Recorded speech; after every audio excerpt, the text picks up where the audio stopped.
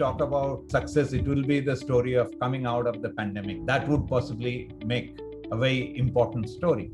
So when I joined Times of India on 24th of March 2020, and it was the second day of the lockdown, and because of the lockdown, we thought our biggest challenge would be to be able to get the paper to the reader and make sure that if they don't get the physical paper, then through our digital outreach, we at least give them the news. So that we thought would be our biggest challenge. But soon we figured out that it's not just us. The society's biggest challenge was the whole phenomenon called fake news. Massive fake news was getting spread around that newspaper is a carrier of the virus. When it comes to virus and public health, we can't go to the rooftop and shout saying that no, don't worry about anything, because that's not us. That's not Times of India, the brand. We are a very holistic kind of brand, and we care for India and we care for how India behaves and believes. We figured out that's only a small part of the fake news problem. The biggest fake news problem was that people were getting paranoid thanks to fake news and taking wrong decisions because of fake news. So one of our primary objectives was to try and restore the whole veracity and trustworthiness of news. We did many programs which finally led to fact checker. Right now Times of India runs the biggest fact checker. So because we believe that people in society deserve to get news which is authentic and which has got veracity. Without veracity, news is a dangerous thing, because news cannot be driven by commercial agenda or political agenda, or even at times, malicious and evil agenda. Pandemic kind of underlined it, and people realized that what kind of price they were paying because of fake news. I mean, they say consumer-generated content is good. Not for news. Consumer-generated content in news could be absolutely dangerous if it's not proven, if somebody doesn't do the fact check, if it's not authentic, somebody hasn't checked the veracity, that becomes absolutely dangerous. So we use this time actually to pivot, to make sure that we become source of trust. We have always been trying to achieve that. But that's why you will see that possibly the final Reuters report which came out, Times of India is number one in trust, ahead of anything else, ahead of BBC. One of the key learning that we had, and we understood that not only the consumer or not only the reader, but also the customer, which is the advertiser, they miss out this environment of trust and veracity.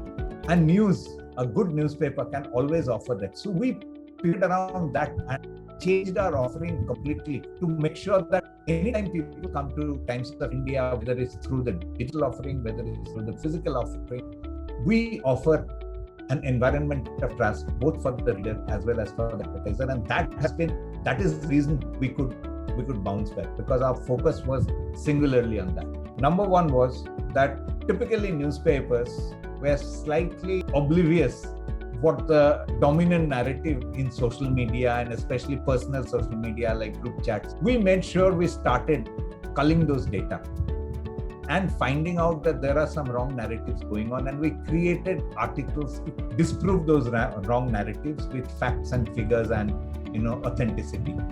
We not only started printing it on mainstream medium, we also started distributing across all those channels which started generating that fake news to start with. So then all of a sudden people started doubting anything which doesn't have the stamp of approval or the stamp of authority.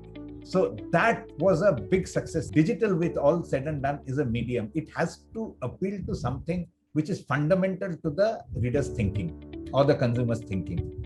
The consumers started getting worried about the truthfulness of the news, the trust of the news, and they started looking for something they can latch on to. And we started giving it to them in all biteable sizes, where they could at least get to something which has authenticated, which is truthful, which is trusted. We actually could overcome that whole problem, and now today the newspaper circulation is back, and the second wave, we never faced a massive problem with that. I mean, unless and until there was a society which was locked down and there was a red zone, because physically you can't get inside a red zone. But all the other places we didn't have the problem, because we worked systemically towards killing rumors.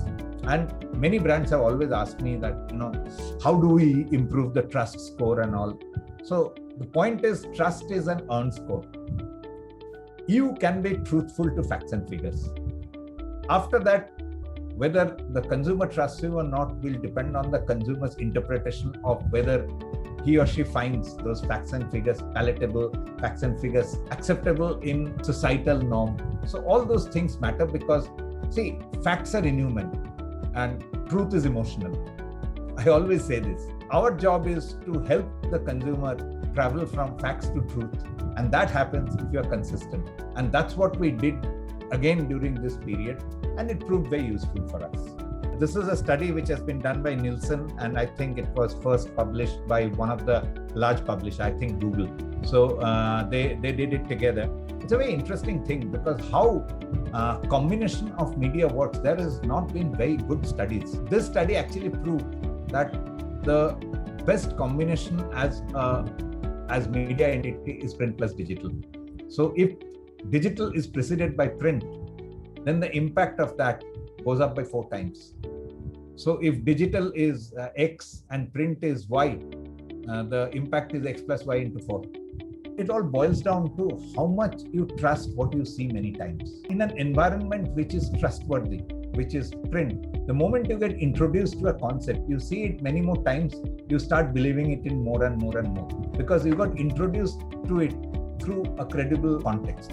Now, the moment the context is credible, and today possibly the smartest medium of distribution would be digital, and so the more and more you get to see it on digital, your original trust gets reinforced. So therefore, the effectiveness of any campaign goes up 4 times if print and digital are combined. I think when you explain like this, it sounds obvious, but guess what? People didn't think about it. I mean, somebody had to do a study, to find this out. I have got tons of examples like Pine Labs. Baiju, of course, is a great example. Baiju is very strong in digital medium, but they're very strong in print medium because their product is such that they need unconditional trust of people. Education is something for which you need unconditional trust of parents as well as the students. So I'm talking about all these new age companies. We have seen it with many phone launches, the new age phone launches, because not for nothing they come onto print, because eventually people end up buying on the digital channel, or even if it's on the physical channel, they will do a search on digital. So, but they're not fools to put the money upfront in print, because the moment you put it on print, the desirability of the product goes through the roof. At the end of the day, you need to establish something, whether it's desirability, whether it's trust, whether it's believability, whether it's passion or whatever it is, and then it gets very well built up through a digital distribution. So therefore, print and digital together has worked for many, many, many brands. All our real estate brands, it works beautifully with print, because the real estate industry, what has been the contribution of Times of India. So, and again, not for nothing. In fact, increasingly, a lot of FMCGs are coming back to print. The FMCGs were the first to kind of desert print. And increasingly, they are all coming back because, again, nobody gives them that kind of impact. You have to start with an impact. Your campaign has to start with an impact. It's not how many people are seeing it. It's what is happening to your objective. Here, I want to say something very clearly, which is, again, this pandemic has showed us a very important difference, the difference between efficiency and effectiveness. How many people, how many times are all stories of efficiency.